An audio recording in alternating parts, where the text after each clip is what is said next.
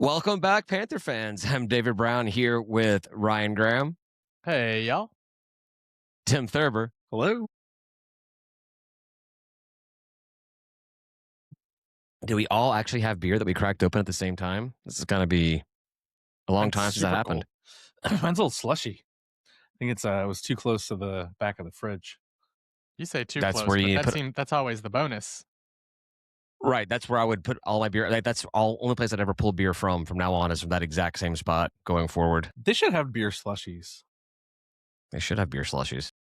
Growing up, my dad had a beer fridge out in the garage, and it was specifically his beer fridge because the freezer door was it was inside the fridge door, so there was another just little panel that kept the freezer shut, but it didn't shut. So it got really cold in there. So my Nice. Cokes and stuff that I had all turned into slushies, and his beer was just as ice cold as it could possibly get without freezing. Love it. So As beer should be. I mean, beer is definitely one of those kind of things. If you drink a soda, a Coke, or a Sprite or something like that, and it's cold, it's delicious. You drink it warm, you're like, man, I wish this was cold. You drink a beer that's cold, again, delicious. A beer that's warm, I know, hard pass. I don't want to do it. this is fine. It doesn't have to be ice cold. Yeah, It's the only one though. This is my only exception. Yeah, it was kind of weird going over to England and trying their their ales. room temperature beer. Yeah, but it's cold in the UK, so their room temperature is a little bit better than ours. Sure. I mean, I could do it. I just prefer ice cold beer. It's just so good. Yeah. I'm right there with you, man. Nothing better than literally ice cold. Beer out of the fridge is fantastic. Beer out of an ice cold cooler is second to none. I was keeping my beer outside, and then I today it was warm, so the beer's warm. I'm like, oh great, cool. Yeah, we're kind of like the warmest Christmas in decades or something. I think it's going to be 70 degrees on Christmas Day. Yeah, Lovely. Only white Christmas will be what you put up your nose. So we aren't sponsored by cocaine. That would be something Ice else. cold cocaine or crystal. We don't know. You put whatever up your nose. Whatever. All right, let's get into it real quick. Basketball won a game. What? Two games, right? Or I don't know. We're two on the. But it's our first D1 win, isn't it? Was the other one a D1 win? Second. Yeah, no, we won it before, but I believe it was a D2 team. We have 3 wins. 2. Oh, yeah? Okay, so all right. So we have 2 D1. Count them, 2 D1 wins. And the big thing for Jonas is this is a road win, and he is not known. Didn't we go his first season? We won no road games, and this second one was 2 or 1 or something like that. Yeah. So and we beat that. No, I didn't go back and look at this stat because I don't do that. But I remember them saying during the game that we had not won in Boone since 2023. I'm like, okay, we've played there once since 2023. What a dumb stat. We haven't I hate run that stuff. 1 game losing streak away. It's one thing when they say haven't won there in 1,000 days. Well, that's been so you haven't won the past 3 seasons. Got it. The 1,000 days is a totally excessive way to measure something when you play one time a season and your season's only a couple of months long. It's just totally stupid. But to say haven't won since 2023. We won last time we played them there. Is that what you're saying? We beat them 2 years ago. We lost last year. Got it. Okay. Yeah. We're 1-1 in the past 2 years. So now we're I feel like 2-1 in the past 3 years. We hadn't beaten them in a long time. I know that's what they said when I was that's what I heard. They won the last 3 matchups. So 22-23, 23-24, 24-25. That's 2 here. 1. Does that include? I guess I should have looked this up. Well, I was just looking up about it at Boone. So in total, they've beaten us 1, 2, 3, 4. The last 5 until last year they lost at home here. I know we won a game. Crazy. And then they lost again at Boone this year. Hey, Tim, we're supposed to do fact checking after we finish the episode, and it comes out later on, not in the middle of the whole thing. So we did not. You know, one of those times though when you're I feel like we were terrible the last few years. The answer is we were. So we beat them? Do we beat them in the tournament this year? Is that who we won in the tournament this year? No, it was a regular season matchup. Why does location say not applicable on Georgia State's website? Because we're just that horrible. I think you know the answer to that one. I'm actually on the Okay. App State men's basketball history page, so Yeah. I knew So where to get stats. So before last season, so we beat them last year here, and we haven't beaten them home or away since we actually beat them until Pensacola in 2022. So, but even then, so they said we haven't won in Boone since 2021. I guess that's a fair stat to say. All right, take it back. I'll just delete that entire part from the show. Thanks a lot, Tim. No biggie. Ruining that. I just remember like they always seem to be able to just like outdo anything we were doing, whether it was home or away for the last few years. Except for last year, which whatever. I mean, you got a 50-50 shot of getting one of those right. Right. We scored 70 points in both of our 2 wins past 2 years. All right. Anyhow. All right. Well, congrats. I don't think that it means anything for the program. We'll see how it goes. Our next game is like Bob's College of Columbia something or another. Still a Columbia job. Columbia College from South Carolina. I think it's another D2 school.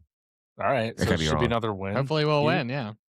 Incoming. Well, so it's on Sunday at 5:00 and it's supposed to be 70 degrees. That could be a good top of the deck tailgate game. Which day is that? This coming Sunday, the 28th. Oh, Sunday. There's also an NFL one if you're into that. Not Falcons. No. For meaningless game. Cirque du Soleil on Sunday. Fancy. There you go. Well, you say it's a meaningless game, Tim, but if the Falcons win out, and I think both Carolina and the Bucks lose this week, and then they play each other the last game of the season. I think if Carolina wins that game, maybe it's Tampa, I forget. Either way, it would end up in a 3-way 8-9 tie for first place in the NFC South, with only the Saints being the non-team tied for first place. Carolina would win the tiebreakers and advance to the playoffs, but it would be Bucks, Panthers, and Falcons all tied for first place, and the Saints down there dying. That is amazing. That would be good. Also amazing is I started the hashtag Jonas Hayes farewell tour. It doesn't work when we win. Right. Not so much. Well, yeah, on the road, still do it anyway. Of course. And on the road, it's a fair assessment. Like, like we said, what is his away record, not counting neutral games as away record over the past. Well, this is his 4th year, right? So he has like what, 6 wins, 5 wins? Yeah. All right. It's gonna take a few more to say that we're winning. Right. A few more what seasons? Half decades. Frankly, just a few more wins. Yeah. Okay. Yes. Okay. All right. Football. College football playoff started last week. It's all over social media. It's all over everywhere talking about Jimmy Madison and Tulane and the G6 and the playoffs. Did you guys watch either of the games, Jimmy Madison, Tulane games? Did. We're at Benchwarmers. Good place. Nice. Yeah. Nice. Yeah. I like it. I was a little lost when we were in there for the first time. I was like, wait, Taco Mac, what did it look like? Did it look just like that? I don't think it did. The bar is obviously still the same, but they did change some of like the booth seating, and I think they put a wall up for that outdoor, but like that glass wall side on the parking lot side of the building. They put a wall up there. Yeah, I think so. I never sat in the restaurant portion of the Benchwarmers or Taco Mac. I always sit at the bar, so I'm not sure exactly what it looked like before. But it's a good spot. They have their billiards room now. They do. Dart league. But I watched the games. Like Tulane, man, when that game started, I was like, this is going to be an absolute bloodbath because Tulane scored on the first 2 drives with like 3 plays for 2 scores or something absurd like that. It was ridiculous. But then they kind of leveled out, and it took a little time to get things, destroying them. But then Ole Miss did what everyone expected them to do in the game. It was almost the same score they had earlier in the season, which is wild. Yeah, it was like exactly a 31-point difference or something, or 30-point difference from the earlier game. I mean, it seemed game was in hand completely for Ole Miss. Like they didn't look like they were struggling pretty much at all. They're getting big chunk plays all over the place. Yeah, Why did you guys say something? I was gonna say I didn't watch either one of them. I wanted to, but I couldn't get the TV in my house at the time. And I was getting texts from my buddy from JMU from work, and she was basically just saying like, oh man, like Oregon is manhandling us. And so I'm like, oh, cool. So it's just not even going to be a fun one to watch, But then it sort of did the opposite thing where it's like they got manhandled in the beginning and then it sort of leveled out and got a little bit more. I mean, the score became respectable by the end. So I fully intend to actually go watch it again. I'm going to try to find one of those, like, cut out all the middle, like the 20-minute whole game things. Just watch, Yeah. just see watch the it. key plays. Yeah, Yeah. If that game, if you're going into that game where everyone was like, Oregon's going to absolutely demolish Jimmy Madison, and then you find out, you're told ahead of time, well, Oregon does win. They win by 17 points. You'd be like, oh, wow, that's probably a closer game than I expected. When you find out that Oregon put up 51, it's a lot less impressive. But again, I'm going to stats that I heard once and may not be true. I think Jimmy Madison put up more points against Oregon than anybody else did this season. They did. I think just, like I said, I didn't watch it, but just looking at the stats, it looks like Oregon showed up to a playoff game and they weren't going to let little JMU, they weren't going to let them sneak by. And they said, all right, cool, we're going to get up on them. And then they kind of did. And then they started taking a break and sort of maybe took their foot off the pedal and maybe get a little rest so that they can face the bye week people next time a little bit more refreshed. Yeah. So it's what it seems like. Something that Ole Miss does not do. We know firsthand experience from this season. Even without Lane Kiffin, Ole Miss is not let off the gas. Yeah, they have at any point. One speed. Go. They don't leave it. Yeah, I would say the game was interesting to watch. The Jimmy Madison game. I mean, Oregon was just 15, 20-yard plays left and right, scoring at will. And then the second half started, and they kind of looked like a different team. And, Jimmy Madison never gives up. Little Jimmy, he always going to keep pushing through, right? And gotta cover the spread. I don't know. It was kind of weird how the game ended up. They cover the spread. Some people are angry. Some people are happy in Vegas. If you listen to the Jimmy Madison fans, they will tell you that it was basically an even game and, they should have won, which I find hilarious. I don't know about you. Maybe that's the Facebook group, but like I said, I was getting texts from a Jimmy Madison fan being like, "This is we're getting boat race." Great, yeah, they were actually. I'll give a little bit of credit towards some of the Jimmy Madison fan going into the game. I think there was a fair section of the fan base that knew they were going to lose that game pretty handily, but they were having a lot of fun on the social media stuff. Like there was like some slow motion plays of Oregon like highlights, and some Jimmy Madison guy retweeted it, and he's like, "Man, I have never seen a football team move this slow. We're going to absolutely crush them this week." And just some fun stuff like that, huh? and then some transitive properties like, Oregon beat somebody by less than they beat Old Dominion, and Jimmy beat Old Dominion by a crap ton, or something crap like that. Some transitive stuff and finding their ways, but you could tell that it was not being their typical arrogant self. They had a little bit of humility in them, so I found them actually funny. But funny. Afterwards, after the fact, they after the fact is what I wanted to talk about this week is, man, the social media and like real ESPN bigwig media Nick Saban are hating on they call them the G5 still, but the G6 teams, they are just laying into. He's still mad ULM beat him. He should be. I'm mad at ULM beat us. Same. I get it. Like, I get it, man. But like, you got to let it go at some point. You gotta, still treat them, But Saban specifically, like, he's bringing up arguments that are completely just out of left field, or like not even on this planet at all. Like, he's talking about how AAA baseball teams would not be allowed in the World Series. I'm like, yeah, I heard that one. Because those are different classifications, like legit different leagues of baseball. And I know you can say that the G5, G6 are nowhere near what the power programs are as far as resources, but they're the same classification of ball. It's the exact same thing. It's the same pathway to a championship. You can't compare those kind of things. You can't compare a little league team to a World Series team. That's right.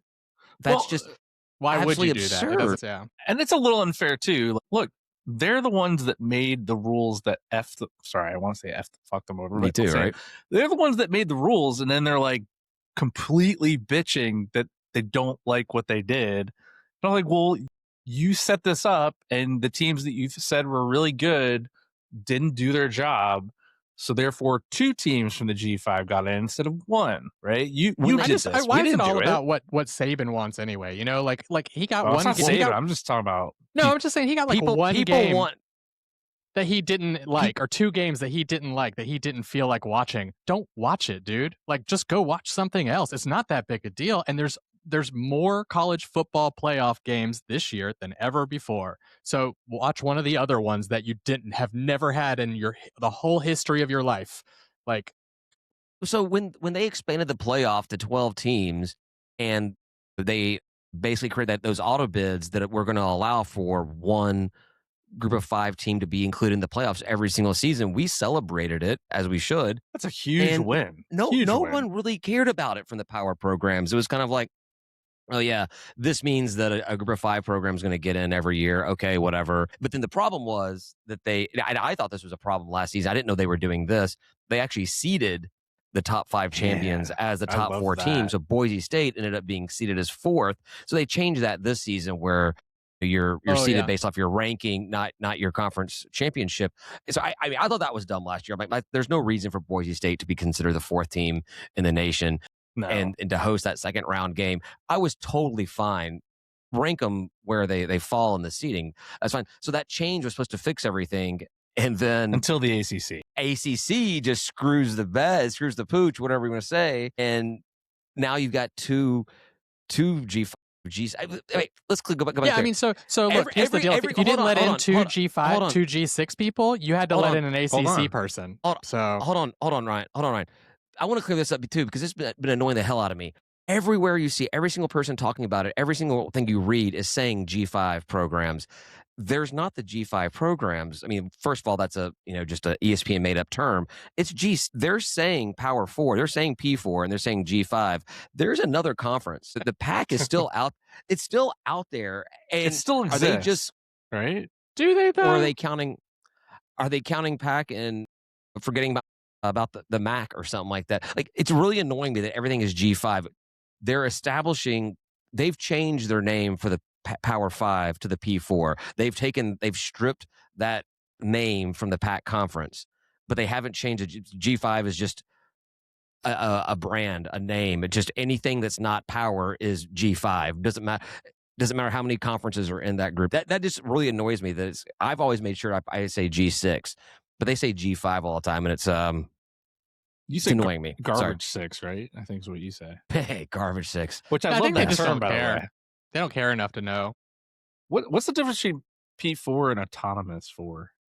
It's the autonomous 4 was back in the yesteryears or whatever it was. They still use that. That's actually a legit terminology, and I think that's what was stripped away of the PAC conference was the autonomous 4 autonomous name, which was basically real voting rights, like the ones that actually get a say so and what happens. Like the group of 5 conferences.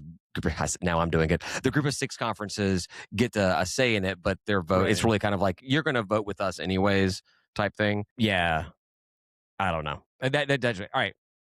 I forget where you even going with the whole thing now that I interrupted everything. What I was saying there though is like, if a second G6 program didn't get invited, we would have had to watch another ACC team get invited, and so like, would it have been better football? Probably not. Yeah, Duke, hooray! That's more exciting. Let me tell you what. Like, no, you still have like more than you probably have of like very good programs, like very very good, like for that year. Not like in general, right? Duke's, I'm sure they're fine, but like, you're gonna get some bad football in that. But you're also gonna be like, you're also giving people a chance to buck what the experts think, which is what sports is all about, right? It's like all about the underdog winning and coming in and competing and being able to compete. And yeah, it doesn't happen every time. That's why they're the underdogs. But like, it is fun to see when it happens. So like, I just don't understand this like pushback against it. Well, they say the argument to that is this is not basketball. Football is a different sport, and the Cinderella doesn't happen. What does that mean? No, that of course that's a true statement. Okay, so basketball is much bigger. That's all. That's it. Well, the thing, one of the arguments I saw that I thought was stupid was, first of all, the arrogance and the condescending that came from these other programs was one thing. But some of the people were saying they're fearful for these G5 players because the power programs are so much bigger and stronger. They're fearful for the G6 players getting injured. No, Like, okay, by the way, if you're fearful about these programs getting injured, number 2 seeded Georgia or number 3 seeded Georgia, whatever the hell they are, they hosted an FCS program this season. If you're really concerned, if your major concern is about these kids getting injured, horribly injured during these games, then you why are stop you playing watching FCS football.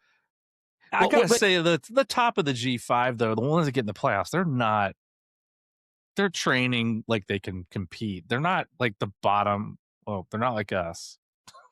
Well, then, look at Indiana's team. Indiana's team, who has G5, Signetti, right? came from Jimmy Madison. CG6, Indiana, the first seed, much of the production of that team were people that Signetti brought with him from Jimmy Madison.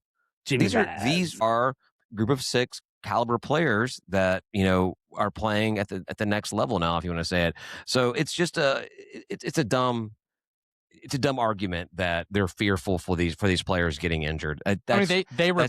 They recruit G6 players all the time. They want them to transfer in when they show that they're good enough or whatever. And those are the same players. So are you saying that those players aren't good enough to play on your team? Because write a letter to your coach. It's the players you're stealing P4. Yeah, right. You're taking all the good stuff and they're playing and they're not getting hurt. Wow, that's crazy. Shocker there, right? But if you slot Duke in there, does Oregon win? Probably, most likely. I mean, will it be a better game? I don't know. It could be about the same. It could be worse. Yeah, that's what I'm saying. I think Duke actually gives up in the second half, and the margin gets deeper, wider, right? Like Jimmy Madison's little engine could. They didn't give up. They kept playing every down, every play. They got some picks. They got 2 picks in the second half. Like they never laid down, which props to them for that. Kudos. Go shout that from the Sunbelt Uncensored forum left and right. Like they never gave up. They did proud for the conference. So we had these 30-point difference in these games, or in 17 point in Madison's case, whatever. And they talk about it's boring football to watch because how big the score gap is. We have power programs playing each other in the playoffs that have just as big, if not bigger, margins. And you can say that it's an embarrassment to have this G6 program playing there and losing by 30 points. Because of the resources and all that. It's a bigger embarrassment for 2 teams with the exact same resources going in to a playoff game, and one of them gets outscored by 30-some points. That's a bigger embarrassment. That game should be closer, and it's not. You're losing by just as much as a team with less resources, less talent, less backing, less everything. That's a bad game. That's a bad game. Who was it? Beat in the national championship, TCU or something like that. Man, that was just embarrassing. Doors and everybody's like, it's a boring game, right? Well, yeah. I mean, it was kind of fun for the half. Well, only if you're a fan of the team. Like if you're just a football fan watching it, you're like, man, this is kind of boring, Well, then it was kind of like, how many points can they score against TCU? How many non-Georgia college football fans in that game turned it off at halftime, put on something else, and maybe check the score every few minutes while they were watching something else? Probably choke the chicken or something. I was gonna say, I want my team. I want the games to be boring. I want us to do that. Like if Georgia State just did that every single time and it was boring as shit, and I was like, oh, that would be fantastic. It'd be totally fine with me. I would live a lot longer if we had boring games in either direction. We've clearly cut off years from our lives being Georgia State fans. Exactly. It's not the booze. It's just watching Georgia State. So there's a big argument that G6 doesn't belong in the playoffs. And then talk about the condescending and the arrogance coming from these talking heads about it is they're telling us how we need a G6 playoff. That there needs to be these players need to have something to play for. They need to have a G6 playoff. It'd be better for them. It'd be better for the sport. It'd be better for everything. We just need it, and we should want that. And I'm tired of someone telling me. Don't we have a playoff to play for? Like it's this one. Exactly. Well, it's this one. But what about both? Let's do both, right? Like we still get our spot in the perennial college football playoff, whatever. But what about a G5 playoff for everyone else? Use the bowls to somehow wrap it around something meaningful. Like the bowl tie-ins right now are dumb. Let's be honest. Like you got Sunbelt like playing if the Sunbelt. other bowls just Who did a cares? consolation bracket or something. Yeah, just it would That could be invariate the bowls, right? Because the bowls are, I don't know about you guys. I barely watched any of it. Well, I don't think watch it should be just G6. It should just be like everyone who goes to a bowl. No, if you it didn't could be make it to the anyone. CFP, like you get to be in a consolation bracket. It's the NIT. You know, it's just kind of the like NIT. Yeah, exactly. It would make the bowls much more entertaining. Right. Yeah, they call it the NIP, not in playoffs. The NIP. Yeah, exactly. Just the NIP. Just the NIP. One NIP. But no, that I just, the people just talking about it, it really, I get really grinded my gears, boiled my blood hearing people talking about how we should want this G6 playoff system. If they instituted a G6 playoff, which is the dumbest thing ever, if they did that, it would be the only sport in Division I athletics where not every team has the same path to a championship. You doesn't pick the sport. Men's basketball, women's basketball, soccer, baseball, volleyball, tennis, every single sport that's sponsored by Division I has the exact same path to a championship. The same championship. And yeah, we're less likely to get it, but if we tick the frickin' boxes, we get to go. Exactly. So it's an insult to all Division I sports, and I don't get it. There's a large sect of our teams though that want it too, right? There's a lot of fans that want this weird G6 playoff. I've got a message to every fan of a G6 program. If you want a G6 playoff, if you want a national championship you're guaranteed to have access to every single season, drop to FCS.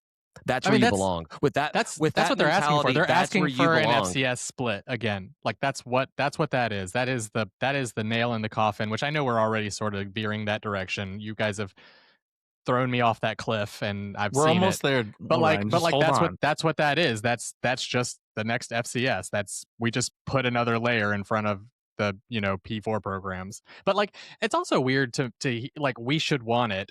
We should want to not play the very best teams in the country. Like why should we not want to play them? We love playing them. Those are the games we show up to the most, right? Like even though we know we're not going to win, we travel to Vandy and we go to that home game, but we do watch us win. But that's the thing is the underdog does win sometimes in those. So I don't know. None of it makes sense. They're just saying words that they think make sense for the argument, but like they're not thinking about them. They're not thinking about what the words mean. And speaking of not thinking about it, they're talking about how all this money would be great and having this playoff of just these programs and everything. No one watches the FCS championship. No one watches it all. It has no viewership. It does happen. I think. It hasn't happened this year already. I don't even know. I don't think it even comes on the ESPN proper. It's on like ESPN 2 or something. I think it was Montana State, and they had nobody watch the game. And apparently those are two rival programs that are big now or whatever. Montana State, I think Montana State won. TDS got their 7th flag. We're proving right now why we're not in the FCS anymore. This is how much we care. Georgia State never belonged to the FCS. I know that FCS is the path to FBS, but it should have never been. It should have been established from the moment they announced Bill Curry on stage that this was an FBS destined program and wanted to be in the ACC or Big 12 or whatever it was going to be. Back then it was the Big East, but it should have been established early on for that. Sure. So yeah, I agree. And they also talk about, so another thing is the argument is just about the quality of play. I want to be fair about it. A 12-team playoff is too big. A 12-team playoff is way too big. If you took just, I like it. Yeah, I'm not saying I like 24. I don't think that is the total FCS routes. Throwing some playing games while you're at it. The difference in year out, the difference in quality between 1 and 5 is pretty close. Between 1 and 10 is a very big difference. And so I think that after a regular season of play, your top 6 teams are all you really need. That's all that really matters. Yeah, but didn't Notre Dame have to start at the bottom and work their way up last year? That's a whole different story. Notre Dame. I mean, that's a fun story too. But I mean, there have been teams, I guess, in the very few years we've had this playoff, there have been teams that started in week 1 that made it out of week 1 into week 2 to week 3. So you can't say it. I mean, I know it got screwed up with like the top 4 conference champions get the bye, blah, blah, blah. But like, I don't know. I like more teams. I mean, I like where we're at now. I wouldn't mind, 24 or do playing games. Do playing games, right? Essentially a wild card. So you only have 12 games in the regular season. How many games can you have in a playoff? Like what percentage of those games does make sense? Like if you have 4 could add games, a week. You could add a week. It's open. Yeah. It's an open week every year. I think we should sit tight for a minute. Like the reason 16? people are upset is because they've been so reactive and like they just keep making changes and hoping something changes, and then like they get all these weird unintended consequences. Like they only wanted one G6 program, right? But like they got 2, and so now they're like, oh, how do we plug that hole? And I'm like, well, it's not really a hole, but like they're just making these reactive changes. There's a very simple change they could make that I think that most fans of G6 programs would be on board with, and it would fix all their problems. Eliminate the auto bid for all conferences. If there's no auto bid, no G5 would make it in ever.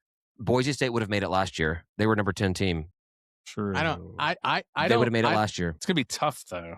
But I guess that's I don't fine. love that because like people like Nick Saban have a say in the rankings. It's subjective, and they can just be like, oh, well, they don't deserve it because they're a small program, and yeah, this other program is storied and whatever and bullshit. But like, if you have the auto bid, it's all about play on the field. Did you play your schedule and handle your business? Yes, then I get to go try. Then okay, so you're either a fan of auto bid or you're not a fan of auto bid. And if you're a fan of auto bid, and I think Ryan, you'll agree with this as well. If you're a fan of auto bid, then increase the playoffs. all 10 conferences get an auto bid. Exactly. It's either all 10. If you're going to have auto bids, then all 10 conference champions make it, or no conference champions make it. I agree. No automatically make it. Kennesaw State getting throttled by whoever. They got throttled by maybe be a little more tight about who gets to call themselves a conference. I don't know. Like be like, hey, if you let in, if your whole conference is 10 FCS call ups, then yeah, I'm sorry, you actually are you're FCS. Goodbye. What if you let all the 10 conference champions in plus some auto bids, whatever, not auto bids, but the next highest? What if you take the 10 conference champions when you rank all the teams and those bottom teams play each other to get those last slots instead of like just. I'm okay with the first round bye, but there's no reason why a conference champion should have to play 2 more games than somebody else just because they're perceived to be from a lower conference. Well, that's all. A bye week is just another way of saying play in. I mean. Right. So I'm okay with having like a first round, like one team, or 2 teams or 4 teams, whatever it is. They get to sit a week. But when you actually have, it's kind of like our basketball tournament. I was going to say, the Sun Belt do it for them? Why does one team get to play a game and play in the conference championship, and another team has to win 37 games in a row to make it to the same spot? That's not right. Yeah, I don't know. So you're saying one round is okay, but like all the rounds, like you just get to play in the championship is like what's happening here. A 6-team playoff, first 2 teams get a bye. I'm okay with that. 12-team playoff, the first 4 teams get a bye. I'm okay with that. 16. But when you start, when you start getting into like, 24. A lot of teams getting their byes and you have like legit multiple play-in games, so to speak, I'm not a fan with that. You should be able to pass 1 round, not multiple rounds. What I really like about first round buys and things like that and home field advantage is it gives teams to like something to play for when they're like in their regular season. Like they might, somebody who's 12-0 or 13-0 or 12-0 and like they go into the conference championship. They know that they're going to go to the playoffs no matter what. Like even if they lose, like Alabama, right? They're like, we know we're going to do it, but like it gives them a reason to even further to not just like sit that one out and like get ready for the playoffs. Instead, they're like, no, we want a bye week. We don't want to play next week. We want to practice and One advantage to the bye weeks. One advantage of the bye weeks is you get 2 two closer rated teams to each other. Because, like, if we had a 12-team playoff and no buys, then you got number 1 playing number 12. Yeah, you want to that's going to be that should be a much further bloodbath than 5 playing 12. Mm-hmm. What if you didn't change anything and then just did 13, 14, 15, and 16 as play-in? So a 16 round. Well, you get basically a 16 round. 16 teams, but the last 4 teams are the ones playing the week prior to get into those last 2 slots. So first round bye for 12 teams, and then 2 rounds buys for the top 4 or something. Yeah, I don't mind it. That's really another way to say it, right? It's like a play-in. It's a wild card weekend. That's all it is. Everyone else is just a bye week, a first round bye. Everyone gets a bye anyway. No one's playing. It's an open week right now. Yeah, I don't know. I'm just trying to figure out a solution that doesn't shut us out of the whole thing, because I feel like that's all they want. So, like, if you give them the 4 teams below 12, like 13, 14, 15, 16, hey, guess what? Congratulations, you're in the playoffs. Well, kind of. You got to win this game, and then you get in the playoffs. I don't think about it as somebody.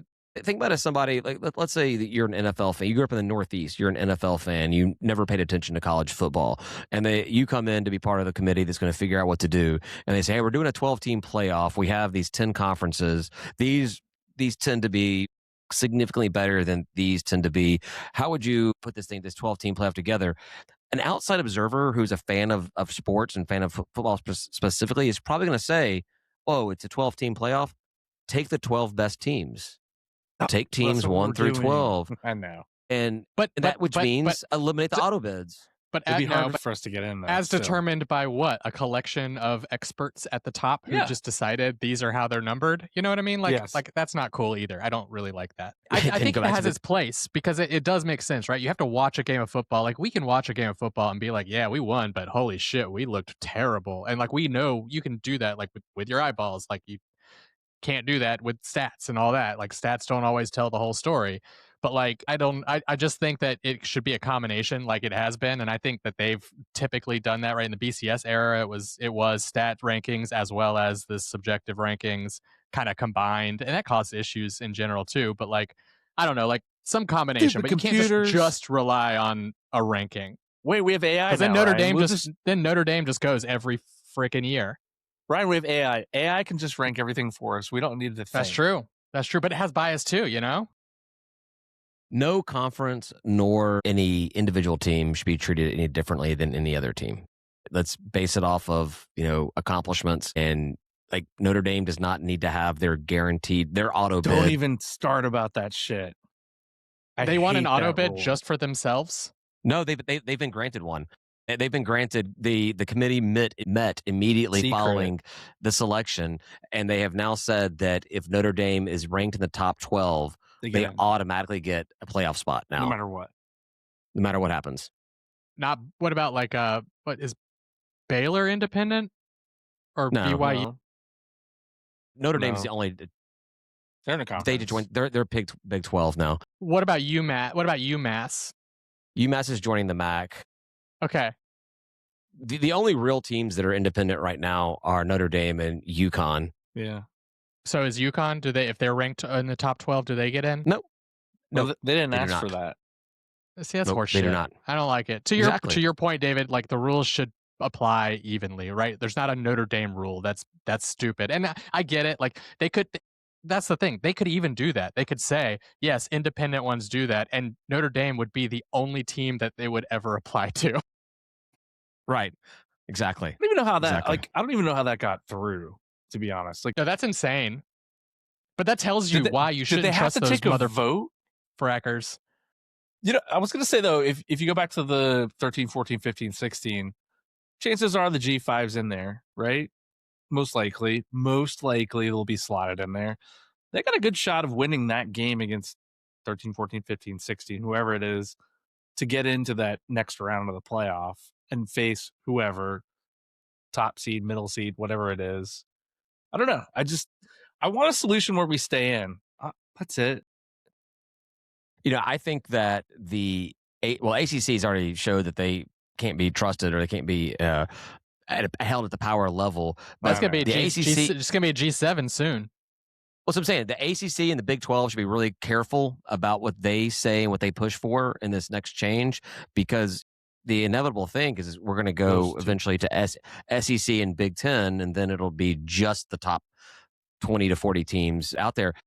So I didn't mean to steal your thunder. If I was a fan of an ACC team or if I was a fan of a Big 12 team, I would be sitting really, really quiet right now or being like, no, man, this is cool the way it is, because they're on the chopping block. ACC's already shown they had seven, was it 5? Yeah.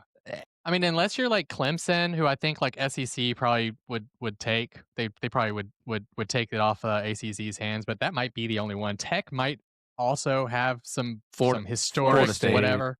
Florida State, yeah, Florida State. There's a couple that might get grabbed up, but man, the ACC is at risk. Florida State, Clemson, UNC are probably your best bets. And not that UNC has been historically good at football, but they do come with basketball. But the North Carolina schools kind of may come as a package in the whole thing. Why is Purdue or Boston College given preference over the playoffs than Jimmy Madison or Boise State or Tulane in this case? It really did suck that we had 2 teams in the G6, and I really hated absolutely both of them. One of them because of just experience their fan base, and the other purely off of location. It was funny if you watch the Matt, I think it's Matt Mitchell's roll call thing. His little comedy bits he does when he was doing his playoff thing, and they had the guy him playing Tulane. I expected you to have a Cajun accent. He's like, oh, no one that goes to Tulane is from Louisiana. We all came from somewhere else. So I was like, okay, makes me feel a little bit less. All right. Tulane may not be that horrible. And I did go to a frat party there where they had beer being poured out of trucks. That was pretty cool. That is pretty cool. You can't fault them for that. Yeah, no, I had no idea where I was. It wasn't until later on someone said I was at Tulane. This isn't the French Quarter? No, I mean, it was like a hotter, stickier version. The hotter, stickier version of Athens is what it was. So, you see, another thing I was thinking about this when it comes to the split or, everything that's happening right now, the college football playoff is managed outside of the NCAA. The football playoff is its own thing. NCAA really has very little insight into what's going on. The football committee runs and manages everything. The NCAA should create the NCAA College Football Championship and let programs or conferences set their own criteria and then let them pick where they want to go. If they get invited to both, you get invited to both. Yep. But you only play in one. Just to be clear. You can either play in the NCAA sanctioned college football championship, or you can play in this exhibition series that's just TV money. Yeah, that we just want to let in Notre Dame because I don't know reasons, because they've been around a while. Because fuck Rudy.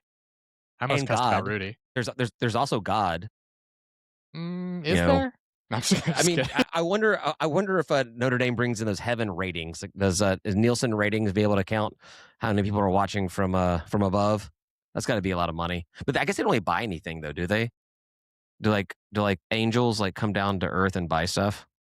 Angel food cake? Is that what they do? I work in mysterious ways. Do they have money? Do they have money? I don't know. I think they don't have genitalia. That's something I learned from Dogma. Which has been re-released on my birthday. That was my birthday present, as Kevin Smith put Dogma back out. Hell yeah. All right, I got to correct one thing you said, David. Oh, one? That's it? Well, I mean, just one important thing. Good job, David. The Notre Dame, everything else you said was factual tonight, which is amazing. The Notre Dame rule actually started this past spring. Wait, but it was decided, but the memorandum of understanding, the MOU, was signed, taking effect in the 2026 season. So I think this is a Mandela effect. They split it off on a timeline, and we're being told this thing happened months ago when it did not. Because they would they didn't get let in. What were they? Were they not rated in the? Starts with the 2026 season, so they signed it the spring of 2025. Doesn't take effect until 2026, which now even explains more of their temper tantrum when they didn't get in this year because they got stuck out. I mean, I think it's going to be hilarious that the CFP committee is going to probably rank Notre Dame 13 a lot. God, no. Just on the fringe of the top 12. Flirt with them, a little bit. No. If I were on the committee, I would try to figure out how my vote could nudge them into that direction. For sure. I would be like, what do I think everyone else is going to do? I'd do the math and figure out what I needed to do it to get them into 13. Just because funny. As voting is going on, you're over there at the little table with the water and the little pastries. You're like, so where are you thinking about putting Notre Dame? Okay, so if I put them 3 spots, so carry the 3. All right. What else we got? I don't know. I think we kind of covered everything that I was ranting and raving about in my head. The biggest thing was just the absolute social media and major media Everyone's buzz losing about their shit, losing their minds about it. I don't like the conference we're in. I don't like how the program has been run. But man, have I never felt more connected and more identifying with G6 programs than I have this past week, just dealing with all this absolute BS. Because I like to think that I would have the same opinions if we were in a P4 conference as well. Yeah, I mean, and you can't argue honestly with like the viewership either, right? We all know it's about TV money. Like totally is. And like, I didn't even watch. And I'm a G. You didn't even watch. Like obviously Alabama, Oklahoma had the highest viewership, followed by Miami, Texas A&M, followed by Tulane, Ole Miss, followed by JMU. Wait, Jimmy Madison had the lowest viewership? They did 4.4 Take million. that, you purple ass wipes. All right, you think you're all badass. You get the lowest viewership.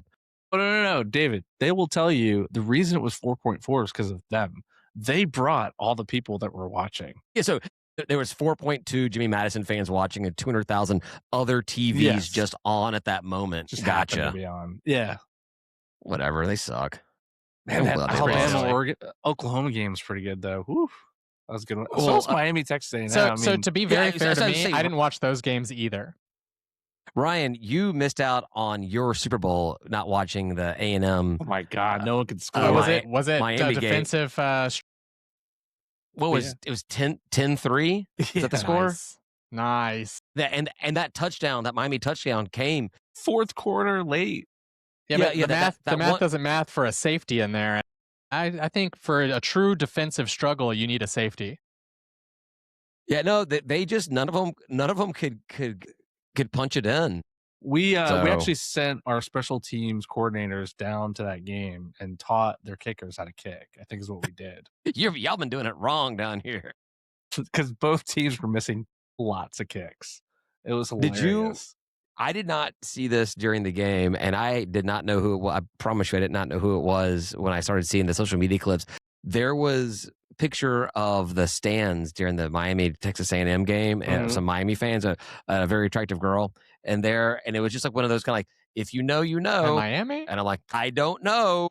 And it turns out it's an accomplished adult mattress actress that was there at the game. And like, I guess a lot of people were like talking about it and everything. And then a lot of people were like, let's see what kind of were they talking or media actioning? You subscribe to there. Hey, if you know, you know. She was just there to promote. That's all she's doing. Exactly. And honestly, she's got the right fans. Based off the guy she was just sitting next to, I was like, yeah, that looks like somebody who would be in that line of business. Well, look, we're talking about very her right muscular, now. very Miami. Yeah, I didn't even know That's her name. true, Honestly, I don't even know what her stage name is. I don't know who it is. But I'm just saying, like, good job for her on the marketing coup. Where'd you hear her name on ESPN? I mean, like, that's probably a lot for an OnlyFans. I think it was basically it was a whatever it was, wherever I saw it on Twitter or whatever. I had to like dig through all the comments to find out somebody actually saying, "All right, guys, stop." You know what I hate about Twitter comment section is people ask the answer to the question through Grok, and I am such a stubborn asshole. I'm not gonna click through another level of comment just to see what Grok said, and I'll be scrolling by going, "Man, if I just would have done that, I would know the answer by now." But I just want to click through another level of nesting in the comment section. So yeah. That's all I got. All right. Other than Kennesaw got absolutely rocked in their bowl game. Haha, they suck. They got throttled. It was bad. Who'd they play? Western Michigan. Western Michigan. Yeah, the Broncos. Yeah, they got manhandled by them. No. I did have to drive up to Canton yesterday, and there is a big billboard in Kennesaw, Conference USA champs. We made it. Yeah. Do you think if we were the Sun Belt champs, we would have a billboard? Yeah, I would say so. We got a billboard for being Tennessee. I mean, I don't know. Honestly, I worry we wouldn't even put it on our sign. Here's my That's thing. True. I could go with that. If we won the Sun Belt Conference Championship and we could only put up, we only had money for one billboard, or we're going to do one bill for any other reason, put it in Put it in Statesboro. Put it in Statesboro, right there. Petty times a million. I love it. I was wearing my Georgia State hat in the liquor store today, picking up refreshments for the coming holiday, and this guy in a Georgia shirt looks at me with my hat. And he's like, "Oh, Georgia State. My son went to Southern." I'm like, "I'm sorry." And he's like, "Well, he graduated from Georgia." I was like, "That's why I'm wearing this shirt." I was like, "Yes, sir. Just don't associate with me with Georgia Southern, please, at all." But Thank you. also Merry kind of Christmas. funny that you're not wearing a TDS shirt, even though he went there. I was gonna say, so he's actually the rare one who went to TDS and then moved to Georgia and actually graduated from Georgia versus the other route where you leave Georgia, go to TDS. It feels like it'd be pretty common. Like you show up thinking you're going to get an education, like because maybe you just don't know any better or whatever. Then you're like, oh crap, what have I done? Crabs. What is this? It's crabs. It's crabs, Ryan. It's crabs. What are these bumps? Georgia Southern fans think they have a lot of stadium noise and a lot of applause. No, it's just everyone has to clap. So